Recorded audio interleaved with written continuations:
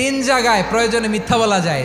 এক নাম্বার, আপনার ওয়াইফকে খুশি করার জন্য, সে একটু এরকম না বলে একটু কৌশল করে বললে খুশি হবে, ওটা বলা যায়। দুই নাম্বার, জীবন মরণের ব্যাপার, যান বাঁচানোর জন্য একটু কৌশল করে ঘুরিয়ে বললেন, এটা জায়েজ। তিন নাম্বার, দুইজন ঝগড়া লাগছে তাদেরকে মিলিয়ে দেওয়ার জন্য কৌশল করে একটু মিথ্যা বলা, ঘুরিয়ে বলা যায়। দুইজনের মধ্যে দেখলেন যে সম্পর্ক খারাপ, একজনরে বললেন, ভাই সে তো ওই দিন আপনার ব্যাপারে অনেক প্রশংসা। কি আমার ব্যাপারে প্রশংসা? কি বললো? এই বললো আপনি নাকি এই করছেন ওই করছেন, অনেক প্রশংসা। লোকটার মন খুশি হয়ে যাবে তার ব্যাপারে, ঠিক কিনা?